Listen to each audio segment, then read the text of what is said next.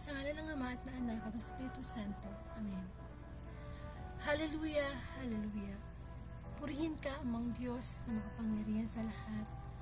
Muli marami pong salamat sa pagkakataon itong ibinibigay mo upang ang iyong mabuting balita, ang banal na mensahe mula po sa iyo ay maipalaganap sa buong sangkatauhan kahit po sa pamamagitan ng social media. Ama, napakabuti mo sa lahat ng panahon.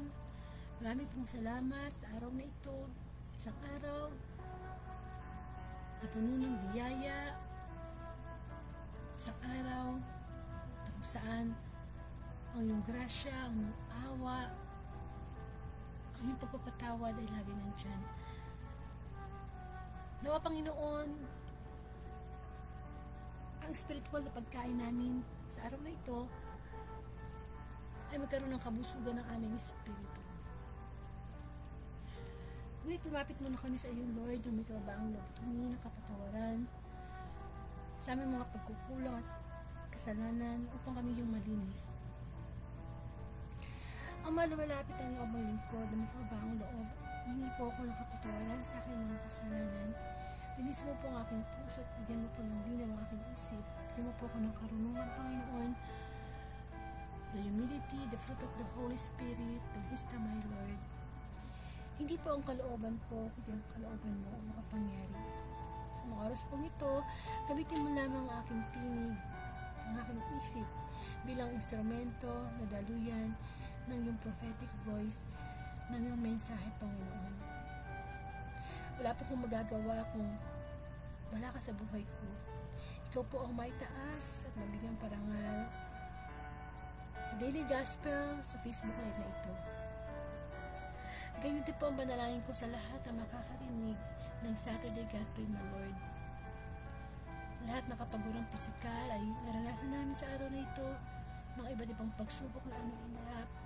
Ngunit Panginoon, sa araw na ito, kinakasuot ko in Jesus' name ang anumang hadlang sa pagkuparating ng banal na mensahe sa bawat isa na pwedeng maging kagalingan namin spiritual. Come, Holy Spirit, we need you, and come, Holy Spirit, we pray. Lahat po tayo ay makasalanan at lahat po tayo ay nangangailangan sa Diyos na patuloy na mag-aalis sa anumang takot at makapagbibigay sa atin ng pag-asa.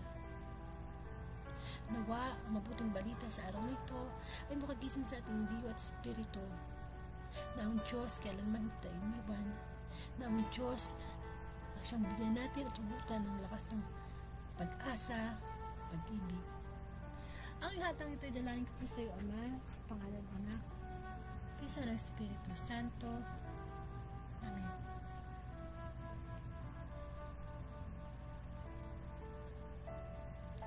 Bigyan po natin ng parangal ang mabuting balita. Hallelujah, hallelujah. Pinupuri ka namin amang Diyos na makapangyarihan sa lahat. Hallelujah, hallelujah.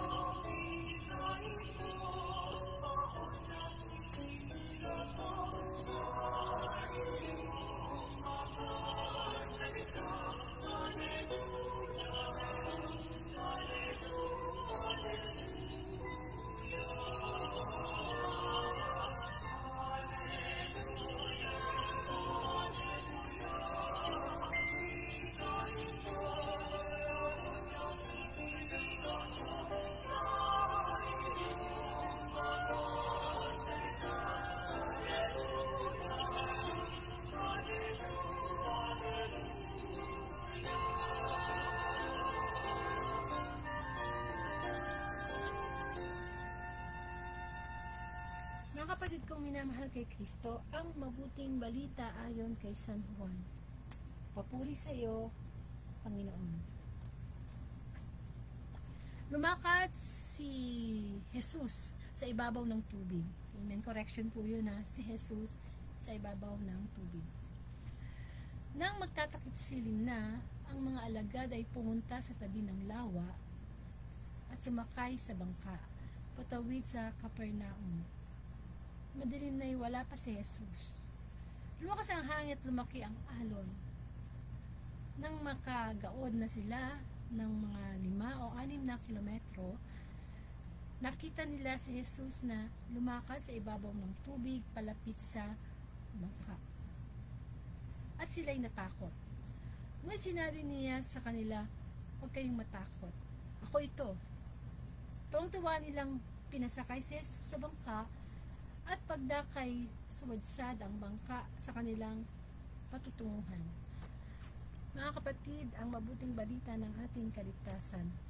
Pinupuri ka namin, Panginoong Heso Kristo.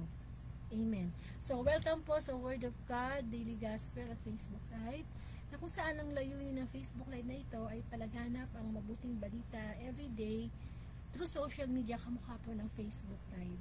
Ako po si Sister Angelica from Bulacan, isa po akong Katoliko. And of course, maraming salamat sa Panginoon sapagkat ngayon po ay April 13, 2024 at ang Saturday Gospel po ang ating pagninilayan bilang pagkain spiritual.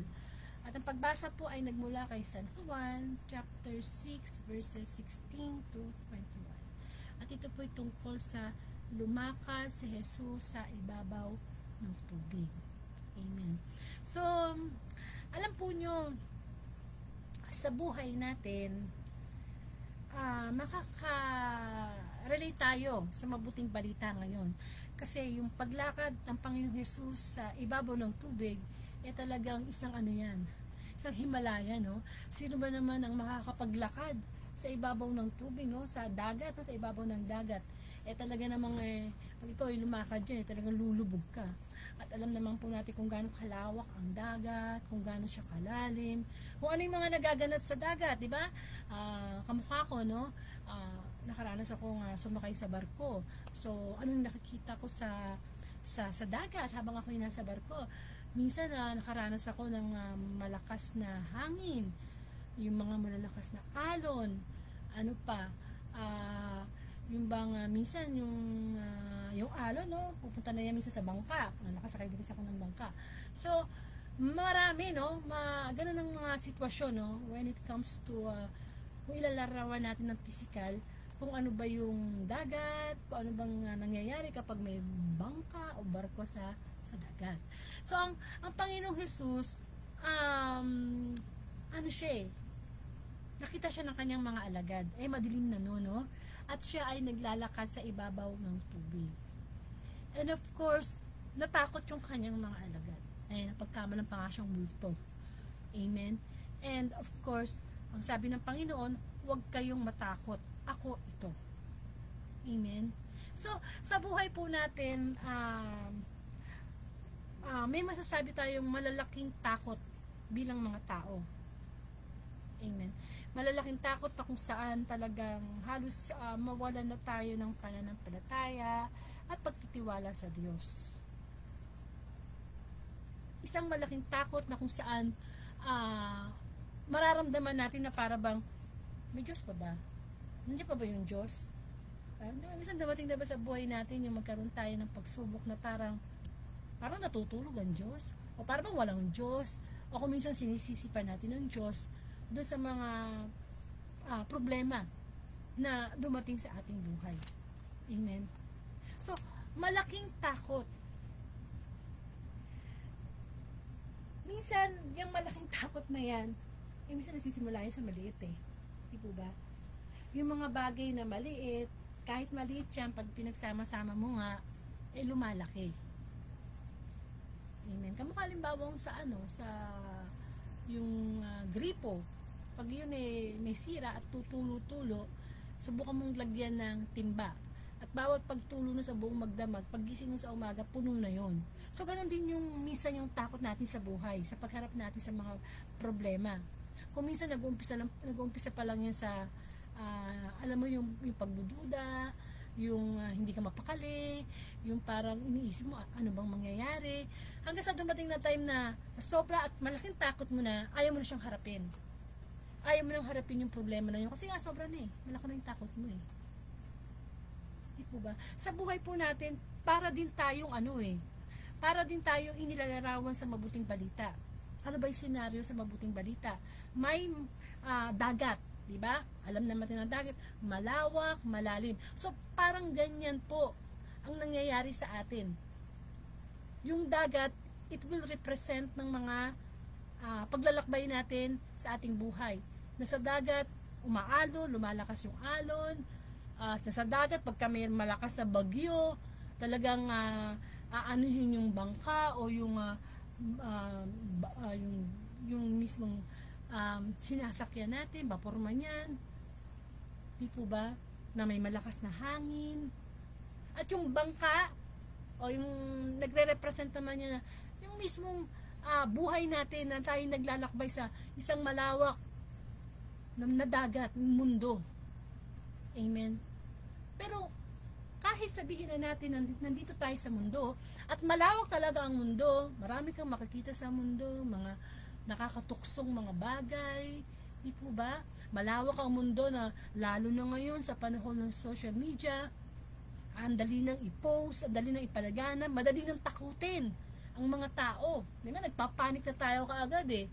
Lalo na nung panahon ng pandemic, di ba nagkaroon tayo ng malaking takot. Nagkaroon ng mga pagdududa, may mga na-depress, may mga nagpakamatay, may mga nawalan ng trabaho. Hindi po ba? Nagkaroon ng malaking takot, hindi lamang sa buhay natin, kundi sa buong mundo. Pero sinabi ng Panginoon, yung malaking takot ba natin ngayon sa ating buhay, makakapagpadala ba yun sa atin ng pag-asa? O papatay yun ng pag-asa natin sa Panginoon? Na sabihin na natin na ang lawak-lawak ng dagat, tapos yung bangka mo nandyan, nakasakay ka. Pwede ka talagang lamunin ng dagat, lalo na kung mahina yung, maliit lang yung bangka mo, no? Pero hindi ba natin naisip na kahit gaano kalaki ang dagat, kahit gaano kalalim, kahit gaano kaliit yung bangka natin, kapag si Kristo ay kasama natin doon sa loob ng bangka, hindi kayang pataubin ng kahit anumang unos, ng kahit anumang alon, yung ating bangka, which is represent ng ating buhay. Para ba yung nangyari sa panahon na si Kristo ay nasa bangka, at nandoon yung kanyang mga alagad, natutulog ang Panginoon, at diba nataranta yung kanyang mga alagad, kasi pinapasok na ng alon yung kanilang bangka eh. At ang sabi ng mga alagad, gising po Panginoon, no? Tayo lulubog. Ay, nung magising ang Panginoon, anong sabi? Ang kailit naman ang yung pananampalataya. Andito na ako, kasama niyo na ako sa loob ng bangka, no? Pero natatakot pa rin kayo. So, ganun din tayo. Pinaghaharian tayo ng malaking takot kahit alam natin na sa bangka ng ating buhay, kasama na natin ang Panginoon. Na para bang nagiging ano siya, di ba? Napagkamalan nga siyang multo eh, ng kanyang mga alagad eh. Na kapag may problema, hindi natin makita yung pwedeng magawa ng Diyos. Nakikita natin minsan ng Diyos sa parang multo. Ano ba ang multo sa atin, di ba? Ano bang multo na ituturo natin sa mga bata? Ang multo ay kinatatakutan. Amen? At ang multo, kadalasan katang-isip, sabi nga ang takot ay nasa isip lamang. Kaya kung minsan marami na tayong takot eh, sa pinagsama-sama ng mga malalaking takot natin, yung maliliit na takot nagiging malaking takot. Kung minsan ang takot mo lang yung ngayong araw na ito, minsan natatakot ka na, paano na mangyayari bukas? Paano na mangyayari sa susunod na araw? Paano na mangyayari sa isang linggo, sa isang buwan, sa isang taon? Hanggang nagkasama-sama na. Ibang hindi pa nangyayari o pumapasok yung araw na yun, yung pagkakataon na yun, malaki na yung takot natin. Amen? Pero, kailangan bang maging ganun tayo? Kung mas malaki ang pagmamahal sa atin ng Diyos, kung mas malaki ang pag-ibig niya sa atin, kailangan ba tayong pagharian ng malaking takot? Siyempre, dapat hindi. Sapagkat napagtagumpayan na ni Kristo ang lahat. Hindi siya natakot. Bakit? Kasi nanalig siya at sumunod sa kalooban ng Diyos. Sabi nga, sino ba makakapagpahiwalay sa atin kay Kristo? Ang kagutuman ba? Ang sakit? Hindi. Yang takot ay talagang dinadala yan at pinararamdam sa atin ng dyablo, sapagkat gusto ng dyablo na imbis na maging malapit tayo sa Diyos, magtiwala tayo sa Kanya, matakot tayo sa Panginoon. Amen? Na isipin natin na yung mga unos, bagyo na dumadating sa atin, binabayo tayo ng problema, matakot tayo. Di po ba? Kaya nga di ba, nauso yung mga nade-depress, nagpapakamatay. Why? Because malaki na yung takot nila sa kanilang buhay. Kasi ang hirap kasi talaga matakot sa buhay na ito kung dedepende lang tayo sa pwede nating gawin. Very limited yung ating kakayanan, yung ating kaisipan.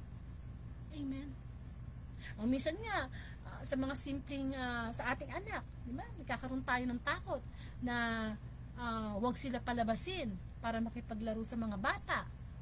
Kasi natatakot tayo na baka mamaya madapa, o baka mamaya awayin. Hindi ba? Yung bang hindi pa siya nangyayari, na-occupy na tayo ng takot. Pero kung tutusin, di ba, nung aming kabataan, hindi natatakot yung mga magulang namin na panlaruin kami sa labas. Kaya magkasugot-sugot kami, uwi kami ng mabaho, amoy pawis. Bakit? Kasi maganda ang ano nun nagkakaroon ng bonding, o nakikipag-communicate sa kapwa bata, nagiging malakas yung katawan, nakakatakbo, nakakaakyat. Pero ngayon, diba, lalo na mga lolo't lola, ayaw nila yung palalabasin kasi baka madapa, baka baka magkaroon ng germs, ng virus. Mga kapatid, huwag nating pahariin ang takot. Kasi dapat na maranasan din. Bata pa lang, dapat nararanasan na nila yung mga ganyang senaryo. Makipaglaro sa bata, madapa. Hindi ba parte ng kabataan Kailan nila mararanasan yan? Kapag sila'y malaki na? Baka lalampa-lampas sila pag malaki na sila, takot pa sila, hindi pa sila makaiwas o makaalis sa magulang nila kasi di ba nagdepende na. Amen. At sa panahon natin ngayon, malaki at malawak ang takot na nilalaganap ng dyablo. Na tinatakot tayo sa mga commercial na kailangan magluta ka, magpaputi ka, maputi ka na, magpaputi ka pa. Kasi pag hindi ganyan, hindi ka accept ng society, hindi ka mamahalin ng taong mahal mo. Hindi ba? Minsan mga simpleng takot o mga bagay pala o pangyayari, tinatakot na tayo.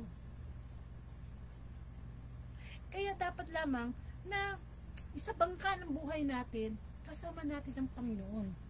Protektado tayo. Kahit sangkaterba pa yung bagyo ng problema at talagang humahampas sa atin. Minsan pa nga yung mga bagyo ng problema, unos ng problema na dumadating sa atin di ba minsan unexpected pa siya, aksidente, hindi natin gusto, hindi natin inaasahan. Kung yung bangka natin, andun ang Panginoon Jesus, di pa natin nakikita, parang tingin natin sa Panginoon, multo, wala, di makita. Amen. Na sana sa bawat suliranin na hinaharap natin, mas malaki yung ating pananampalataya kaysa sa takot. Sabi nga, kapag may problema ka, huwag ka mag-focus dun sa problema. Mag-focus ka sa Diyos. Amen. Kailangan maging malaki. Mas malaki at pinakamalaki yung pagtingin natin sa Panginoon na may magagawa ang Diyos sa atin. At ano bang sagot Diyos sa malaking takot na yan nating mga tao? Of course, ang pagmamahal. Ang love. Kasi ang pag-ibig, pinapawi niya ng anumang uri ng takot na pwede nating maramdaman. Na kung saan magkakaroon tayo ng kapanatagan, magkakaroon tayo ng pag-asa. Amen. Isa lang dapat ang katakutan natin. Ang Diyos. Anong klaseng takot? Divine fear. Yung natatakot tayong gumawa ng kasalanan kasi alam natin, ito'y hindi kalooban ng Panginoon. O sumusunod tayo sa kalooban ng Diyos, hindi dahil sa natatakot tayo sa mapunta sa impyerno, kundi dahil natatakot tayong masaktan ng Diyos. Gano'n naman tayo, di ba? Kapag mahal natin ang isang tao, natatakot tayong saktan sila. Kaya, kung ano man yung nararamdaman nating takot ngayon, nagsisimula pala yung sa maliit, isipin na natin na kasama natin ang Diyos. Napakaraming beses na binanggit sa Biblia yung salitang huwag kang matakot, huwag kang matakot, huwag kang matakot. Kasi talaga yung takot, nakakawalan talaga ng pag-asa yan. Yung bang feeling mo, mag-disappear ka na lang sa mundo. Kasi marami ka na kinatakutan Sabi nga, face your fear. Kung ano yung takot mo, harapin mo. Takot ka sa ipis, harapin mo yung ipis. Di ba? Di ba ibig sabihin, magsimula ka muna sa mga maliliit na bagay. Alam naman natin ang ipis, pag nakita mo, tatakbo yan. Pero di ba may mga taong takot sa ipis, nandidiri sa ipis. Mag-focus tayo kung saan tayo takot. Yung mga, di ba may mga taong takot sa height, sa taas, no?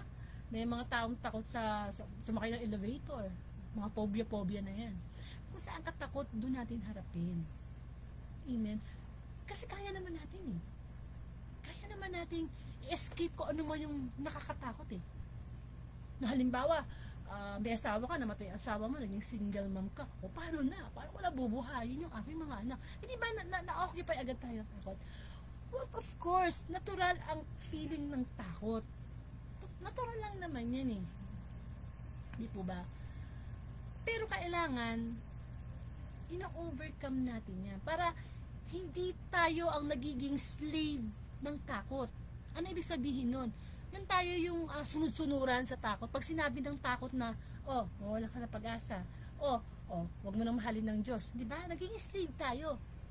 At sino nagiging master natin? Yung takot. Sa sobrang takot natin doon sa takot na yan, master na natin siya. Siya na yung nagahari sa ating buhay. Pero hindi yan ang gusto ng Panginoon. Kaya nga ang Panginoong Jesus, kahit nasa langit na siya, nag-iwan siya ng patnubay. Ang banal na espiritu. Para kung ano may malalaking takot nating mga tao, mapalitan yun ng mga bunga ng banal na espiritu. Amen? The joy, the love, the peace of mind, the kindness, the goodness, the self-control. Hindi po ba? Kaya, dapat maging aware tayo na maraming ginagamit ang dyablo para hindi na tayo magpatuloy sa Diyos. Lalo na kapag naglilingkod ka sa Panginoon, naku po, lahat ng klaseng takot i-feel sa'yo ng dyablo. Diba? Bibigyan ka niya ng pagdududa na, hindi mo yung kaya, hindi mo yung makakaya. Di ba ganun ang ginawa ng dyablo kay Eva yung tinutokso niya? Di ba? Binigyan niya ng pagdududa kasi sabi ni Eva, sabi ng Diyos wag daw namin kainin niya kasi ganito, ganyan. Anong sabi ng ahas? Hindi, di totoo yan. Hindi po ba? Nagkakaroon tayo ng takot, binibigyan tayo ng pagdududa. Magdududa pa ba tayo sa Diyos? Na ipagkaloob na niya ang kanyang buhay? Wala na tayong dapat pagdudahan. Amen? Kailangan nandun na yung pagtitiwala natin sa Kanya. Oo, mahirap sumunod sa kalooban ng Panginoon kasi kakalimutan natin ating sarili. Pero huwag tayong matakot. Masacrifice man natin yung mga bagay na hindi natin magawa for God's glory. Huwag tayong matakot. Kasi merong reward yun. Yung malaking takot, kapag na-overcome natin yun, malaki ang reward yun. Amen.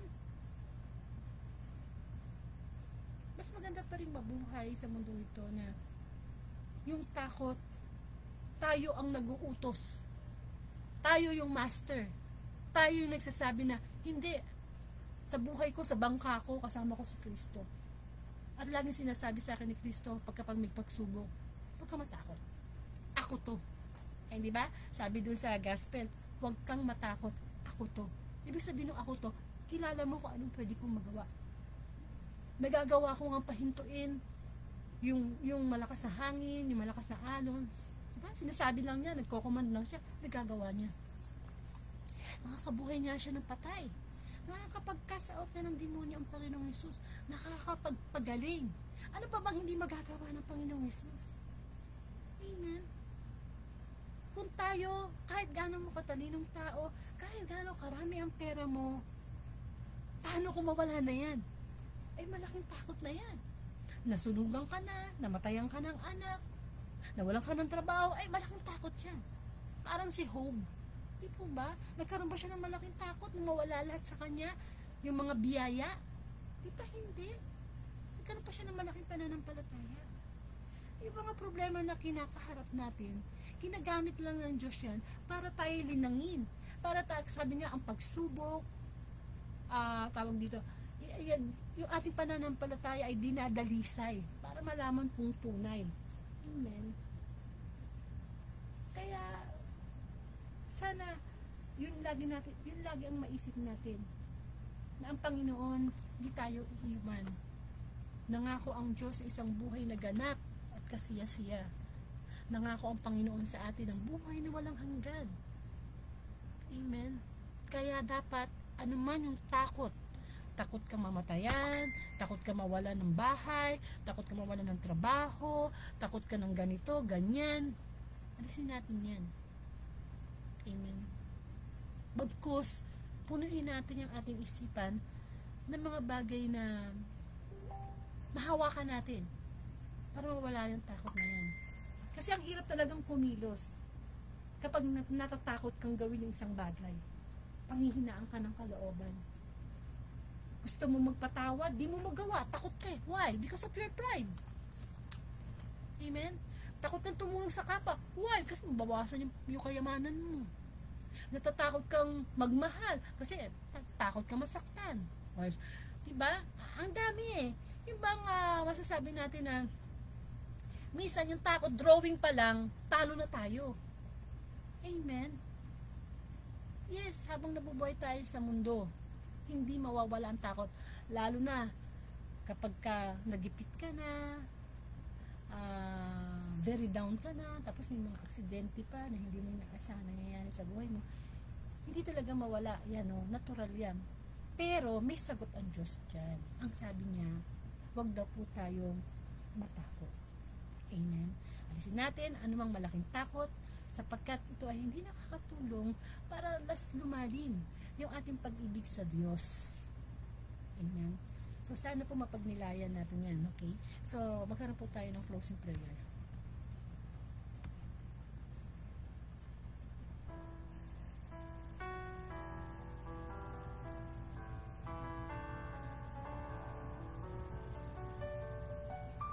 Muli Panginoon, marami pong salamat sa pagpapaalala mo po sa amin na kung anumang mga takot ang dinadala namin ngayon sa aming buhay, takot sa mga karamdaman na mayroon kami, takot mamatay, takot mamatayan, mga takot sa mga bagay na makakapagpalayo sa amin sa iyo, Panginoon. Nawa ipaunawa mo sa amin na wala kaming dapat katakutan. Hanggat ikaw ay sinasamba namin, pinagkakatiwalaan, minamahal. Lord, batid mo ang nadarama ng aming mga puso, mga pag-aalinlangan, nakawalan ng pag-asa, mga takot na nagiging malaki na kaysa sa pagtingin namin sa iyo, Panginoon. Bigyan mo kami ng kagalingan at tanggapin namin ang kagalingan na yan na wala kaming dapat ikatakot hanggat ang Diyos ang kumikilos sa aming buhay.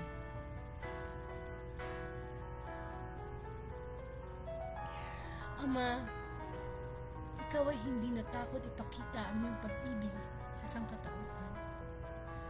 Ang Panginoong Hesus ay hindi natakot ialay ang kanyang buhay. Nawa, ang pagiging matapang ng Panginoong Hesus sa pagsunod ng iyong kalooban ay maging katapangan din namin para sa mga takot, sa problema, mga takot na magpapalayo sa amin sa iyo, Panginoon. Ama namin, sumasalangit ka, sambahin ang ngalan mo, mapasa amin ang kaharian mo. Sundin ang loob mo dito sa lupa para nasa langit. Bigyan mo kami ng aming kakanin sa araw at patawarin mo kami sa aming mga sala para ng pagpapatawad namin sa nagkakasala sa amin. Huwag mo po kami pahintulot sa tukso at iadya mo kami sa lahat ng masama. Sa ngalan ng Ama at ng Anak at ng Espiritu Santo. Amen.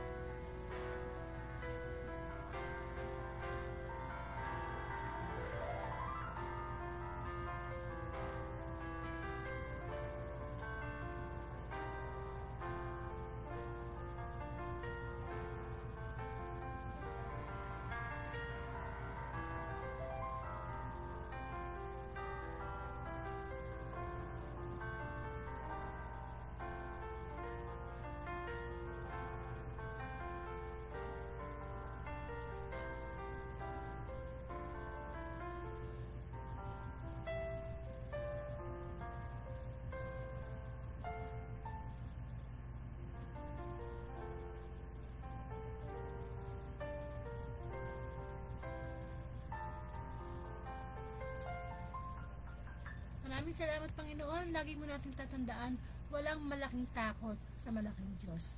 Okay, ang Word of God Daily Gospel ay Monday to Sunday po, alas 8 ng gabi.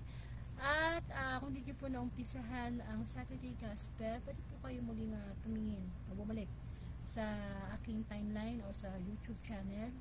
Type nyo lang po yung Angelica Doide. Pa-subscribe na lang po.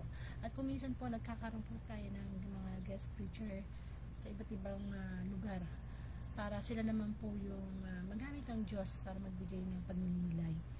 Amen. So, Pakishare na lang po itong Saturday Gospel sa inyong timeline o sa inyong group chat kung saan yung gusto i-send.